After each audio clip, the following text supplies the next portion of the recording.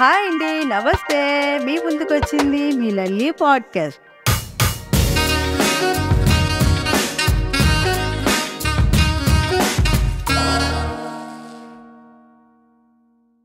మనిషికొక బుర్ర పుర్రెకొక బుద్ధిరా అనే సామెత మీరు వినే ఉంటారు.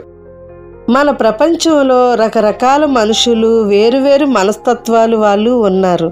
మనం చూసుకుంటే ఒక తల్లికి పుట్టిన పిల్లలు అందరూ ఒకేలాగా ఉండరు కదా. రకరకాల రూపంలో వేరువేరు మనస్తత్వాలతో ఉంటారు, మన చేతి వేళ్ళలాగా. నాకైతే అనిపిస్తుంది మనం చేసే పని కన్నా ఆ భగవంతుడి జాబ్ చాలా కష్టమని. ఇంతమందిని ఇన్ని రూపాల్లో ఇన్ని మనస్తత్వాలతో పుట్టించడం చాలా కష్టం కదండి. ఏ మనిషి చెయ్యాలని తప్పులు చేయడు, వాడి పుర్రెలో పుట్టే బుద్ధి చేయిస్తుంది. కొంతమంది విడిపోయిన మనుషుల్ని కలపాలని అనుకుంటాడు, మరికొంతమంది విడగొట్టడానికే ప్రయత్నిస్తూ ఉంటారు. వాడి స్వభావం అది, వీడి స్వభావం ఇది. ఒక కుటుంబంలోని వాతావరణం, అక్కడ పిల్లలు పెరిగే పద్ధతి చూడగానే ఇట్టే చెప్పేవచ్చు. మన పిల్లలు ఎలా పెరుగుతున్నారు, వాళ్ళ మనస్తత్వం ఎలా ఉంది అని తల్లిదండ్రులకి ఇట్టే తెలియాలి. అలా తెలియలేనప్పుడు ఆ పిల్లల్ని సరిగ్గా పెంచలేనట్లే. మనిషి బుద్ధి ఎలాంటిదంటే, తనకు కష్టం వచ్చినప్పుడు లబోదిబమని ఏడుస్తూ ఉంటాడు. ఆ దేవుణ్ణి పదే పదే నిందిస్తూ. కానీ ఆ మనిషి అనుకోడు మనం ఏది ఇస్తే అదే మనకు తిరిగి వస్తుందని. మరికొంతమంది అయితే కష్టాలు వచ్చినప్పుడు అందరూ కావాలి, సుఖాలుగా ఉన్నప్పుడు ఎవ్వరూ అక్కర్లేదు, వీళ్ళే పక్కా అవకాశవాదులు. వీళ్ళకి ఎన్నిసార్లు దెబ్బలు పడినా మర్చిపోతారు, మళ్ళీ యథాప్రకారం. మరికొంతమంది ఉంటారు, ఎదుటి వాళ్ళకి ఏ రకంగా దెబ్బ కొట్టాలి అని ఆలోచిస్తూ సగం జీవితం గడిపేస్తారు. కానీ జీవితం చాలా చిన్నది. ఎదుటి వాళ్ళకి హాని చేయాలన్న విషయం వదిలి, నేను జీవితంలో ఏం సాధించానో చివరికి వెనక్కి తిరిగి చూసుకుంటే లెక్క పెట్టుకోవడానికి ఒక్క మంచి విషయం కూడా ఉండదు.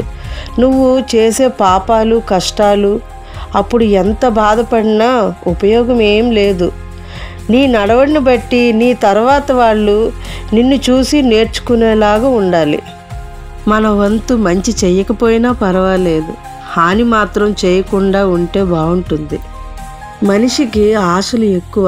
పక్షిలా స్వేచ్ఛగా పైకి ఎగిరిపోవాలి అనుకుంటాడు, కానీ భయపడి కింద పడతాడు. కానీ పక్షి ఎప్పుడూ తన ఆత్మవిశ్వాసాన్ని వదులుకోదు, అది రెక్కల మీద విశ్వాసం పెంచుకుంటుంది. ఈ కథలో మనిషికి చెప్పింది, బుద్ధితో ధైర్యంతో ముందుకెళ్ళు, నీ ఆశల్ని ఆకాశమంతా విస్తరించుకో. ఒక చిన్న కథ చెప్తాను. ఒక యువకుడు ఎప్పుడూ భయంతో ఉండేవాడు.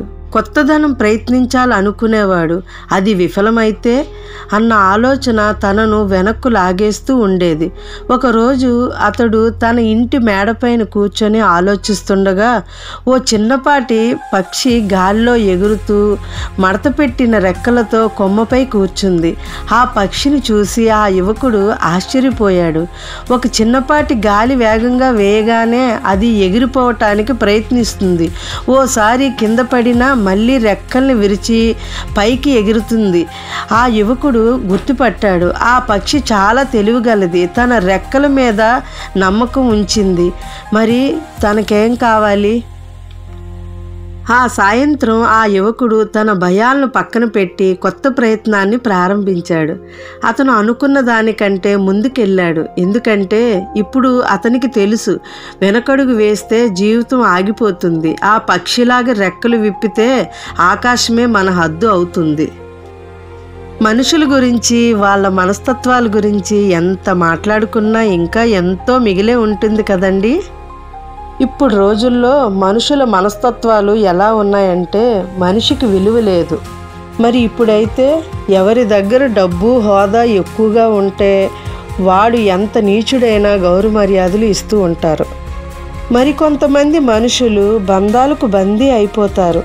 బంధాలను తెంచుకోవడం చాలా ఈజీ, బంధం కలపడం ఎంతో కష్టం అనే సిద్ధాంతాలను ఫాలో అవుతూ ఉంటారు. ఇప్పుడు లోకం తీరు అలా లేదు.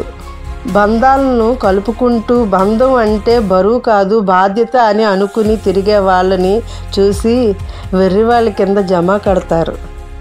ఎన్ని సినిమాల్లోని ఎన్ని సీరియల్స్లోని చూపినా ఎన్ని మోటివేషన్ క్లాసులు ఇచ్చినా చూసి స్పందించే వాళ్ళు చాలా తక్కువ. మంచి కన్నా చెడు వేగంగా విస్తరిస్తుంది కదండి. ఇదండి నేను ఇచ్చే కొన్ని మంచి విషయాలు. మీరు ఇచ్చే లైక్స్ని బట్టే మీరు స్పందన నాకు తెలుస్తుంది.